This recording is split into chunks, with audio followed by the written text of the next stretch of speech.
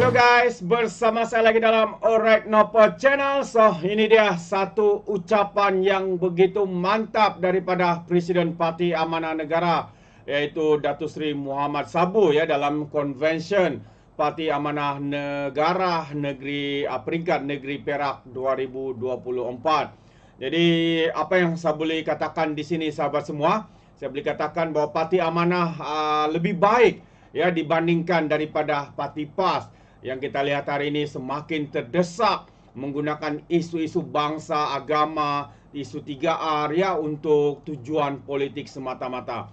Betapa terdesaknya, betapa mereka semakin hilang arah di dalam perjuangan mereka.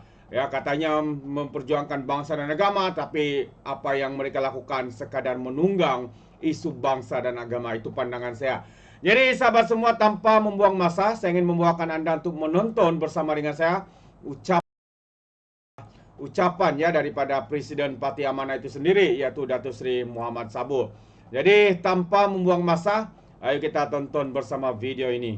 Cita dan penuh takzim mempersilakan Yang Berhormat Datuk Seri Muhammad bin Sabu, Presiden Parti Amanah Negara, untuk menyampaikan ucapan seterusnya merasmikan Konvensyen Negeri Perak 2024 Parti Amanah Negara. Dipersilakan. Assalamualaikum warahmatullahi wabarakatuh.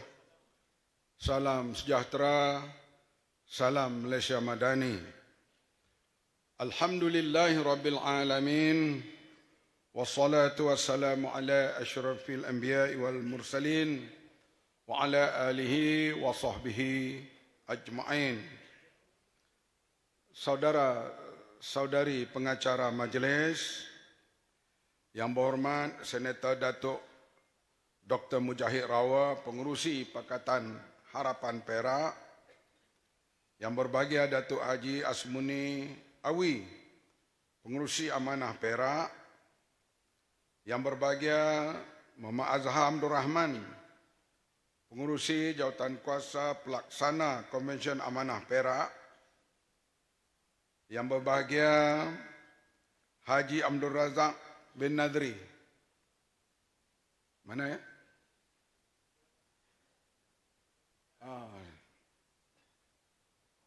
Setiausaha Pengelola Majlis Kepimpinan Keadilan Perak, Yang Berhormat Howard Lee.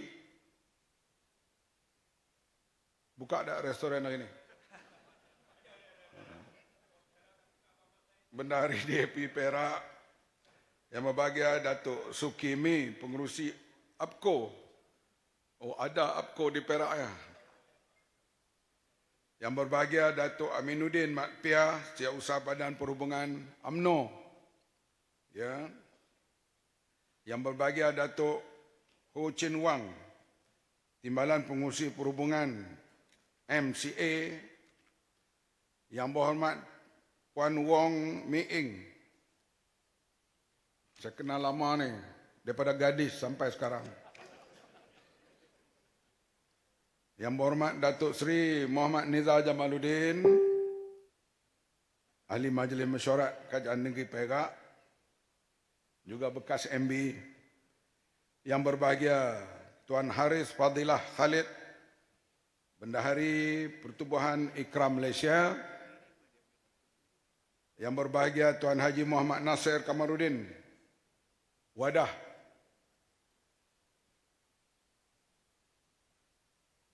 Bila sebut Wadah ni teringat Dr. Allahyarham Siddiq Fadil. Di pejabatnya itulah tempat kita duduk mengata kat orang. Berbincang maksudnya. Yang Berbahagia Tuan Muhammad Fatih Mat Ramli, Exco Angkatan Exco Abim. Seterusnya para pimpinan semua, para perwakilan, para pemerhati dan pengamal media, para hadirin hadirat yang dihormati sekalian. Tadi Pengerusi Amanah Negeri menggariskan kerja-kerja yang dilaksanakan oleh Amanah Negeri Perak di sudut organisasi, program dan kerjasama dengan parti-parti dalam Pakatan Harapan dan Barisan Nasional untuk faedah kepada rakyat dan kepada seluruh penduduk di negeri Perak ini. Semua yang digariskan itu bagus, baik, tetapi untuk capai matlamat, terutamanya untuk menang dalam pilihan raya, bukan satu perkara yang mudah. Tambahan pula kebelakangan ini, fahaman yang ditanamkan di antaranya, fahaman takfiri, Islam terancam, berbagai-bagai lagi yang dimainkan melalui TikTok, sebaran-sebaran media baru ini menggamit anak-anak muda untuk percaya polemik-polemik yang dikemukakan. Saya bawa sedikit ke belakang soal takfiri ini. Umat Islam pernah mengalami sejarah yang pedih apabila muncul kumpulan Khawarij yang disebut sedikit oleh pengurusi amanah Perak tadi, yang menyebabkan sampai ke peringkat mereka mengeluarkan fatwa untuk membunuh Khalifah Sayyidina Ali karramallahu wajhah dan membunuh Muawiyah kerana pegangan mereka, pahaman yang dibawa oleh kedua-dua pemimpin ini tidak sesuai dan pahaman mereka yang paling sesuai untuk Islam, yaitu pahaman Khawarij. Umat Islam mengalami penderitaan jiwa, perpaduan begitu lama di atas pahaman takfiri yang dibawa oleh Khawarij ini. Saya bawa kepada abad ini yang lebih dekat. Kita tahu bila Imam Khomeini berjaya membuat revolusi di Iran, beliau menyebut revolusi Islam Iran tidak lengkap selagi Palestin tak dibebaskan. Ini ucapan awal pimpinan revolusi pada waktu itu. Kita tahu pengajian Islam ada di merata tempat termasuk di UK dan Amerika. Untuk membuat PhD dalam pengajian Islam banyak di sana.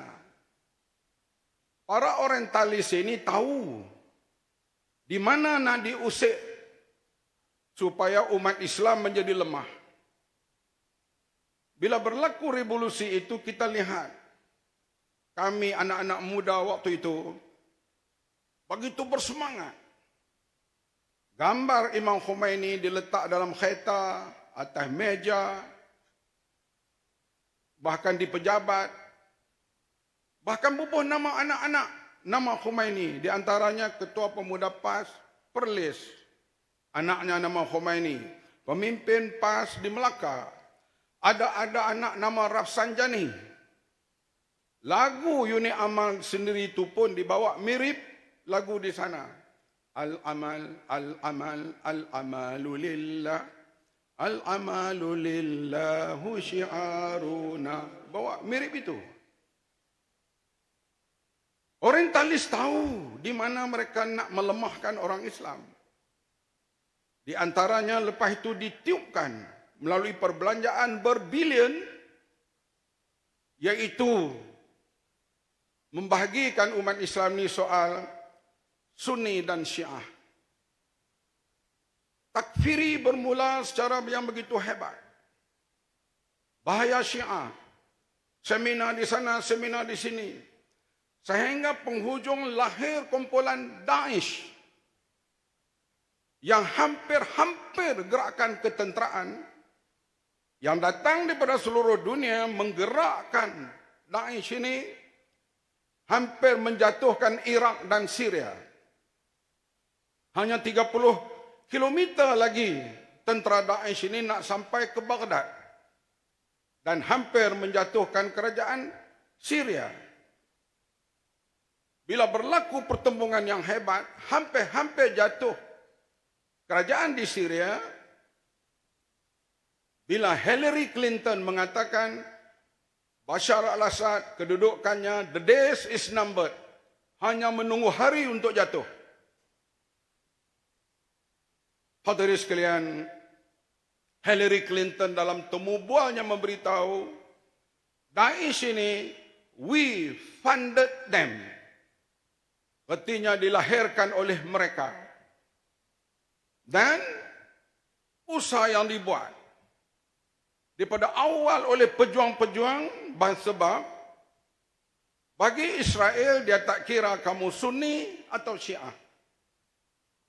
Syekh Ahmad Yasin, seorang pemimpin awal Hamas, berulang alik ke Tehran. Begitu juga Syekh Rentasi. Begitulah juga Yahya Sinwar. Begitulah sahabat saya Ismail Haniyah. Sahabat saya Khalid Mash'al. Memainkan peranan bersama untuk hadapi kebangkitan Daesh ini, yang begitu menjadi-jadi hampir menjatuhkan dua negara, Iraq dan Syria.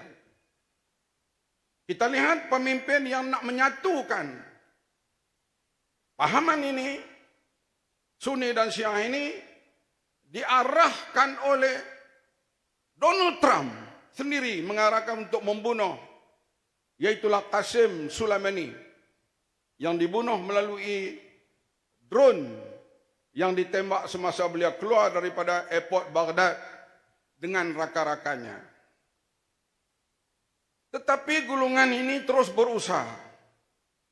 Akhirnya kita lihat pada 7 Oktober, bila berlaku serangan, bagaimana Hizbullah yang kebanyakannya mazhab Syiah, Hamas, Sunnah, kita Sunni, Jihad Islam, bersatu tenaga menghadapi Israel. Kita lihat, bila berlaku penyatuan ini, Israel boleh mengalahkan 3 negara Arab dalam masa 6 hari perang tahun 67.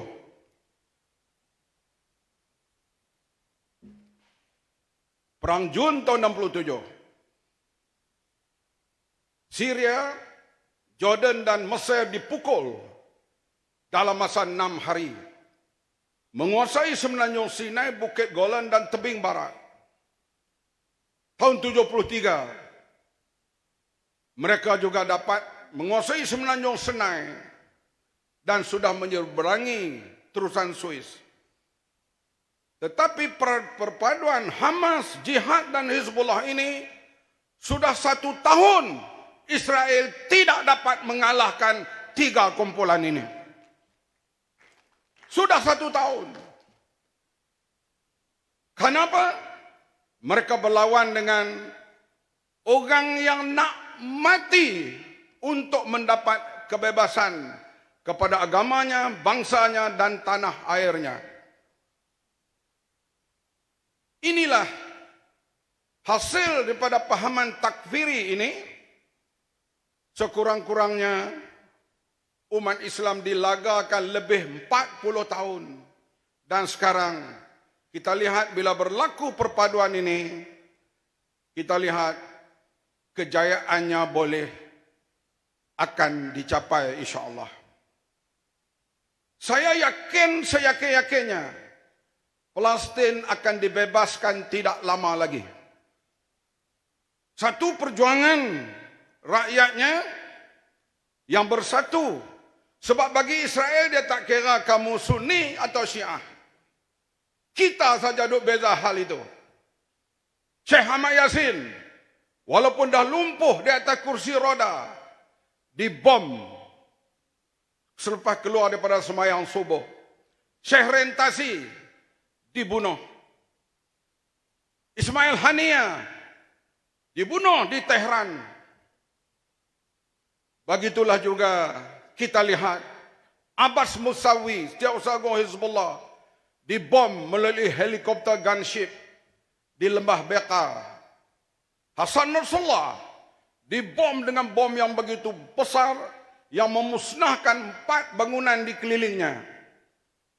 Kita yang membezakan mazhab, tetapi bagi Israel, siapa yang menentang kewujudan mereka, mereka tak kira kamu mazhab apa sekalipun. Saya berkeyakinan Palestin akan dibebaskan, satu perjuangan rakyatnya, Hamas, Jihad, Hizbullah dan rakyat Palestin. Yang kedua, pertolongan daripada rakyat Eropah. Ini yang menakjubkan kita. Kita tahu Israel diwujudkan hasil daripada simpati. Simpati rakyat Eropah terhadap peristiwa Holocaust. Mereka dibunuh secara zalim orang Yahudi ini di Jerman, di Austria, di Hungary, di Poland, di Rusia. Mereka membunuh orang-orang Yahudi, ada yang mengatakan sampai 6 juta orang. Simpati ini akhirnya lahir negara Israel. Israel bila dia berkuasa, dia pula melakukan Holocaust kepada orang lain, yang menyebabkan simpati Eropah sudah hilang kepada Israel sekarang ini. Kerajaan-kerajaan di Eropah banyakkannya diinfluen oleh Jew lobby, lobby Yahudi. Tapi rakyatnya, bayangkan demonstrasi membela Palestin di England, London, lebih 1 juta orang hadir. Minggu lepas mereka tidur dengan letakkan warna merah di baju mereka, seperti mati. Ratusan tidur di hadapan pejabat Perdana Menteri Britain. Rakyat Jerman keluar berdemonstrasi membela Palestin, sehingga kerajaan Jerman mengubah sikap mereka, yaitu Hizbullah. Sebelum ini diletakkan sebagai teroris, ditarik balik, Hizbullah bukan lagi teroris. Di Holland, sampai ke peringkat mereka mengejar dan memukul orang-orang Israel yang datang menonton pertandingan bola sepak. Di Amerika, demonstrasi di New York, ada orang Kristen Amerika membakar dirinya karena dia nak mati bersama rakyat Palestin. Ini berlaku di Eropah kerana di sana masalah human right amat diambil berat. Di England kalau ada seorang kanak-kanak hilang, TV, akhbar, radio akan menyiarkan besar-besaran. Dicari punca sampai ke akar umi kenapa seorang kanak-kanak itu hilang. Bila rakyat Eropah melihat daripada 43,000 yang mati di bom di Israel, 60% kanak-kanak dan wanita, mereka tak boleh tahan melihat. Sebab itu saya berkeyakinan penuh Palestin akan dibebas dengan perjuangan rakyat Palestin dan pertolongan rakyat Eropah. Negara Arab tak peduli, sebab bagi mereka human right tidak ada apa-apa, yang penting takhta kerajaan mereka selamat. Kita tak boleh pakai ini ketika pergi buat umrah, akan kena tangkap. Ini di negara-negara Arab. Bahkan bila Israel membuat keganasan yang sebegitu rupa, ada negara Arab terus buat hubungan dan mengirimkan segala bentuk perdagangan dengan Israel.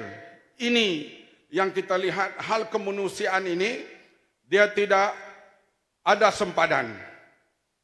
Hal human, dia tak ada sempadan. Sebab itu kita kena lihat di sini, kalau kita buat demonstrasi, nak dapat 1,000 orang pun payah di Kuala Lumpur. Tapi saya sendiri beritahu kepada isteri saya, bila ada peluang waktu saya nak pergi ke UK, nak hadir demonstrasi bersama. Karena di sana 1 juta, 2 juta hadir bila nak membela rakyat Palestin. Palestin saya yakin very soon akan terbebas. Naiklah Presiden Amerika siapapun. Karena rakyat tak boleh melihat lagi kezaliman yang berlaku sebegitu rupa. Kanak-kanak, hospital dibom, United Nations pelindungan dibom. Tentera kita pun kena. Beberapa orang cedera, UNIFIL, iaitu yang berkhidmat di bangsa-bangsa bersatu, juga dibom. Bahkan Parlimen Britain juga menyekat United Nations, UNRWA, supaya tidak boleh lagi berkhidmat di Israel. Artinya mereka langgar semua tata cara yang dibuat oleh bangsa-bangsa bersatu. Itulah yang disebut Israel. Yang kita sebut selalu cerita keganasan Israel. Tapi kita jarang menceritakan kerajaan-kerajaan Islam yang berdiam diri bahkan terus buat hubungan dengan Israel. Malu kepada Afrika Selatan. Afrika Selatan menjadi leader dalam hal melawan genosid, sama ada di ICJ, di bangsa-bangsa bersatu, dan juga negara-negara Latin Amerika. Putus hubungan dengan Israel, menghalau duta Israel keluar pada negara mereka, tetapi negara-negara Arab sebahagian besarnya kekal hubungan dengan Israel. Sebab itu kita kena faham antara talian agama, talian kemanusiaan. Soal human ini adalah satu berada dalam semua jiwa manusia. Cuma dipupuk atau tidak soal kemanusiaan ini. Sebab itulah kita lihat apa yang berlaku di Palestin itu ujian terhadap kita, terhadap kemanusiaan. Bagaimana bila tata cara dunia ini dilanggar kesemuanya. Inilah yang dikisahkan dalam Al-Quran. Bagaimana sifat Bani Israel ini. Mereka mengharapkan datanglah Nabi kepada mereka. Allah utuskan Nabi. Ajaran Nabi itu tidak sesuai dengan mereka. Mereka bunuh Nabi itu. Dan akhlak dan perangai mereka sebenarnya tidak berubah. Sampailah sekarang ini. Mereka lah umat terpilih. Orang lain ini hanyalah sebagai binatang. Yang mereka boleh buat sesuka hati. Termasuk kanak-kanak, wanita. Mereka boleh lakukan kezaliman. Kalau kita juga bersikap begitu, kita juga akan mengikut perangai Yahudi ini. Kebenaran Al-Quran tak dapat kita nafikan. Al-Quran maha suci dan maha benar. Apa yang diceritakan oleh Al-Quran dalam hal Yahudi ini, itulah boleh dilihat, dipersembahkan sekarang. Yang dapat dilihat secara terang apa yang berlaku. Hadirin sekalian, sebab itu pahaman takfiri ini kita kena jaga. Bila dia melanda, susah kita nak buang. Ya, tadi pengurusi amanah menceritakan apa yang nak dibuat oleh amanah, PH dan Kerajaan Barisan Nasional di Perak. Di Selangor, hadirin sekalian, lebih daripada 40 kebajikan yang dibuat oleh Kerajaan Selangor. Kebajikan di Selangor daripada sebelum beranak sampai mati. Berbagai bantuan. Beranak dah ada insurans. Kemudian nak masuk sekolah, nak pergi haji. Bila berlaku kematian, bantuan itu, bantuan ini, berbagai bantuan. Kita bersyarahlah kepada rakyat Selangor apa yang dibuat oleh Kerajaan Selangor, Kerajaan PH. Begitu hebat. Datang pilihan raya, mereka hanya main isu Islam terancam. Kalau menang Pakatan Harapan, menang mereka ni pemerintah, wanita di sekolah, anak-anak sekolah diminta buang tudung. Kristian akan bermajalela. LGBT akan diizinkan. tokoh-tokoh pahaman takfiri itu ada di Perak. Bila main isu itu Islam terancam, saya sendiri ditanya saya pilihan raya lepas, berapa kursi PN boleh menang di Selangor? Saya kata paling tinggi 7. 5 hingga 7 kursi. Tapi mereka menang 22. Hampir-hampir memerintah Selangor. Saya sendiri di kawasan saya, majoriti saya 74,000 majoriti. Don yang Melayu majoriti di Don saya kalah. Walaupun 100 huni lebih kalah lah. Walaupun majoriti 74,000 di peringkat parlimen. Sebab itulah pahaman takfiri ini bukan satu perkara yang main-main. Bila dia masuk dalam jiwa, kamu buatlah projek apapun. Kami tak kira. Yang paling penting, Islam terancam. Sekarang cuba kita lihat, antaranya dimainkan isu, China akan ambil alih Malaysia. 1.2 juta pelancong China datang, tak balik. Termasuk dimainkan isu ini oleh cendekiawan Melayu.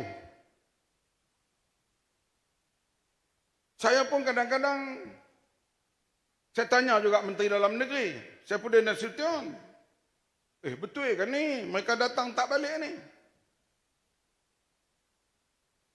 Dan benar ni masuk dalam pemikiran orang-orang Melayu. Betul atau tidak tak penting, sebab ini ditanam persepsi.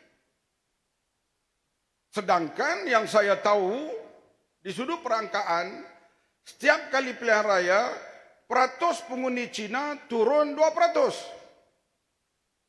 Sebab, orang Cina dahulu, Tionghoa ni tahun 50-an, 60-an, mereka datang, mereka ni miskin. Miskin, anak banyak. Memang kodok kampung ni anak banyak. Dia tak tahu nak buat apa. Lagi itu orang yang duduk tepi jalan kereta api, anak banyak juga. Kereta api lalu, dia terjaga tengah malam, dia nak tidur tak boleh, dia kacau bini dia. Itu hak ceramah tahun 90-an dulu. Kadang-kadang tu nak rewind balik juga. Dia anak banyak. Dan di antaranya mereka kadang-kadang tak sanggup kerana ekonomi terlalu teruk. Mereka jadi datang sini boroh kasar. Dia beri pada orang Melayu. Orang Melayu banyak pelihara anak-anak kaum Tionghoa dulu. Salah seorang keturunan itu jadi MB Perak dulu. Salah seorang lagi yang dipelihara oleh orang Melayu kemudian jadi Menteri Federal, iaitu Salahuddin Ayub. Dulu mereka anak banyak. Anak 6, 7. Kampung saya tu, anak Cina ni 8 dan sebagainya anak tu. Biasa. Sekarang ni, dahlah kahwin lambat. Umur 30 lebih baru kahwin. Setengah tu tak kahwin. Saya kadang lalui parlimen, saya duduk jumpa wanita-wanita DAP tu. Saya tanya, kenapa kamu tak kahwin? Banyak kan, Awak tahulah. Masa muda dulu, kalau kita nak ajak kahwin, kamu tak mau. Lah dah asur dah, kita pun tak mau.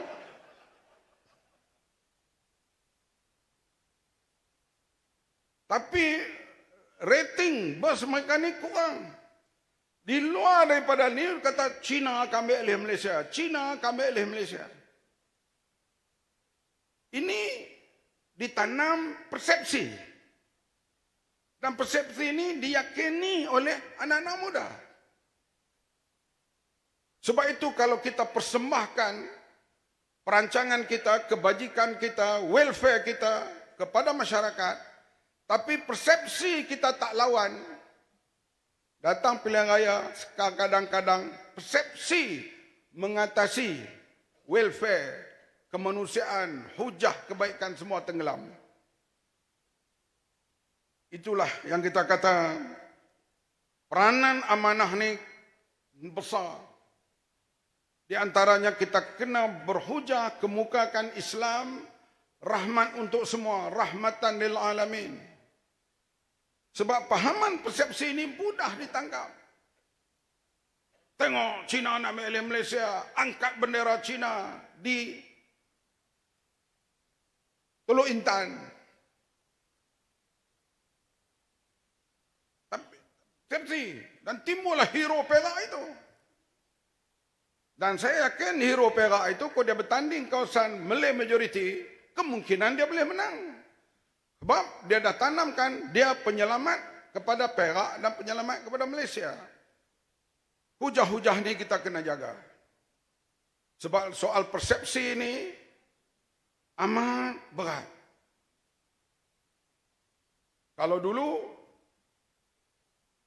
dimainkan hujah, macam kita kata hujah ini dia bukan kekal, dia ikut musim. Tapi takfiri ini dia boleh muncul dengan sekejap saja. Saya ambil contoh lagi satu.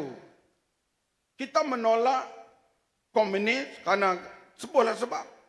Dia tak mau pilihan raya ke, dia tak hormat perlembagaan ke, dia apa semua kita tolak. Tapi ditakfirikan komunis itu. Habis. Saya baru baca buku memo Abdullah Sidi. Dia join Parti Komunis Melaya. Dia orang Perak lah. Aktif di sebelah Parit, di sebelah Sungai Manik, sebelah situ. Dan Perak ni memang terkenal dengan sifat kepahlawanannya. Perak biasa bangun berperang secara sendiri lawan British. Hebat. Satu hari Abdullah Sidi ni yang dah masuk Parti Komunis Melaya ni, dia datang ke Ipoh. Mesyuarat apa dia? Dia pergi semayang di masjid di Ipoh, masjid lama Ipoh. Semayang Zuhur. Lepas semayang Zuhur, dia keluar nak pergi ke pejabat, dia ditangkap oleh SB, British Intelligence. Melayu, intelijen Melayu, SB. Paksa dia balik ke masjid itu, dimandikan di kolah. Mandi taubat. Kerana semayang Zuhur dia tadi tak sah. Sebab dia Parti Komunis Melaya. Regimen ke-10. Dia pun dimandikan oleh SB tadi. Dan dipaksa semayang Zuhur semula. Sebab semayang Zuhur sebelum itu tak sah. Ini buku Abdullah Sidi, dia cerita riwayat hidup dia. Siapa SB itu? SB British. Artinya yang menimbulkan semangat takfiri ini daripada penjajah British. Begitulah juga bila Hillary Clinton kata, Daesh ini, we funded them. Kadang umat Islam ni mudah terperangkap dengan pahaman-pahaman itu. Jadi bila Abdullah Sidi ini kahwin, pergi Mekah, dan bila ada perjanjian damai, dia menghadap Sultan Perak, dia jumpa balik masyarakat, tapi orang ramai dah tak terima. Kamu kafir. Ini, pahaman-pahaman takfiri ini berbahaya pada masa hadapan. Sudah berlalu dan dia makin berbahaya, sebab ianya boleh terjebak masyarakat dan penderitaan umat Islam lalu lama. Bila keputusan dibuat oleh Khawarij di zaman Sayyidina Ali dan Muawiyah, dan dia berlarutan dan sekarang dia muncul semula pahaman ini. Itulah kita Parti Amanah kena memainkan peranan bersungguh-sungguh hal hadapi pahaman yang dijelmakan di antara sarang utamanya termasuk di negeri Perak ini. Tuan-tuan pun tahu kan, tapi PM kita ni jenis baik. Orang tuduh dia macam-macam, dia saman sampai ke peringkat tu, dia tarik balik. Dia kesian kat orang. Tapi orang tak pernah kesian kat dia. Kita membuat berbagai-bagai perubahan. Bagi saya, siapa saja Menteri Keuangan pada zaman Tengku Rahman, sampai sekarang, setiap belanjawan selalunya baik. Betul tak, Howard? Belanjawan ni baik. Baik atau buruknya, dia bergantung pada pelaksanaan. Saya ambil contoh, dulu saya menjadi masa pembangkang, ahli jawatan kuasa Keuangan Negara, Public Account Committee. Masa itu, kerajaan membagi PPRT, rumah orang miskin yang buruk diberi 5,000 untuk repair. 5,000. Sama ada tiang patah ke, bumbung tirih ke, 5,000. Dalam mesyuarat PAC, Ketua Audit Negara mendedahkan wang 5,000 itu bukan semua sampai kepada orang miskin. Ada mereka yang ada rumah banglo dapat duit PPRT. Bukan dia repair bumbung semua. Dia buat garaj kereta. PPRT itu baik, tapi pelaksanaannya orang miskin tak dapat, orang rumah banglo dapat. Belanjawan yang dikemukakan oleh Datuk Seri Anwar Ibrahim, Menteri Keuangan, cukup cantik. Dia bergantung kepada pelaksanaannya. Sebab itu Perdana Menteri amat menekankan soal tata kelola. Soal tata kelola ni cukup penting. Kalau tata kelola tidak betul, berlaku penyelewengan di tengah jalan, indah mana pun belanjawan dikemukakan, akhirnya dia tidak baik dan sebahagiannya tak sampai kepada rakyat. Itulah di antara sebab saya mengambil tindakan kepada Nafas. Saya tidak mau panjangkan hal itu kerana dia dalam penyiasatan. Bulan 5 tahun ini barulah dipindah akta untuk membolehkan SPRM masuk. Sebelum itu tak boleh dalam Nafas ini. Saya sebelum nak bertindak dalam Nafas ini, saya jumpa dulu Datuk Seri Zahid Hamidi.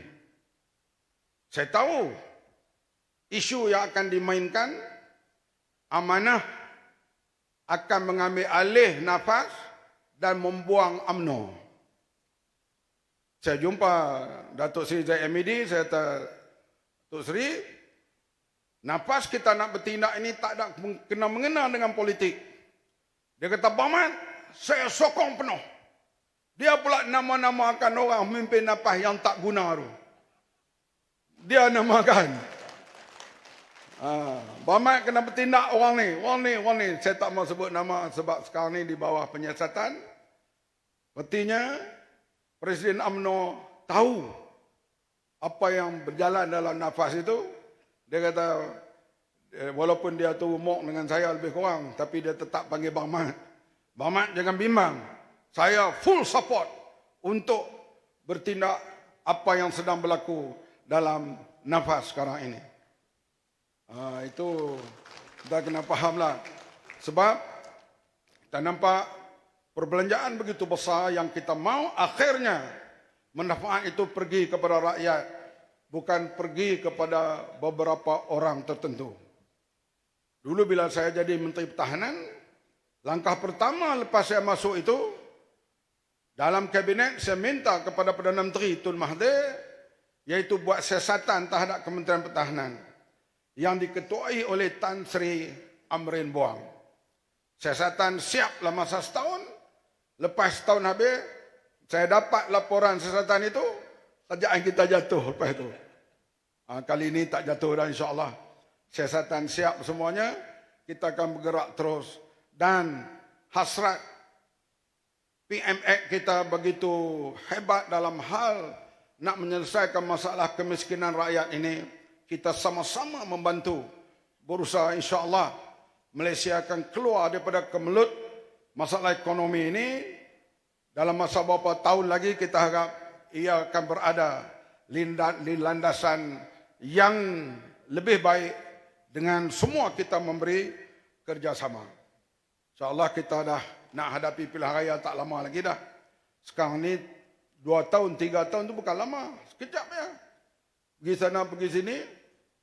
Dan kita pula, saya Hasmuni ini semakin ranum. Makin ranum. Dan saya tak bimbang. Lihat generasi muda, anak-anak muda ni begitu ramai. InsyaAllah, Amanah Pakatan Harapan dan Kerajaan Perpaduan bersama Barisan Nasional akan kembali memerintah Perak dengan lebih cemerlang dan gemilang pada pilihan raya akan datang. Dengan lafaz Bismillahirrahmanirrahim, siru ala barakatillah, saya dan kita semua meresmikan mesyuarat agung, mesyuarat konvensyen amanah negeri Perak untuk tahun 2024. Wabillahi taufik, wassalamualaikum warahmatullahi wabarakatuh. Terbaik, itu dia ucapan yang begitu mendalam intipati ya daripada Datuk Seri Muhammad Sabu, sahabat-sahabat semua. Jadi kita harapkan Parti Amanah ini akan terus maju, memacu menggunakan parti mereka. Perjuangan bangsa dan agama ini diteruskan.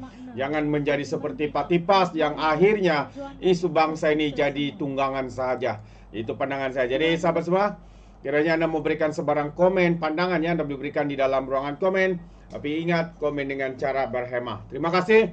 Izinkan saya untuk mengundurkan diri dan seperti biasa, peribahasa mengatakan, tak apa pun kangkap 2 tahun keinginan. Dalam bahasa Melayunya, tepuk dada, tanya selera. Sekian saja daripada Alright Nampak Channel. Saya kita berjumpa lagi. Bye-bye.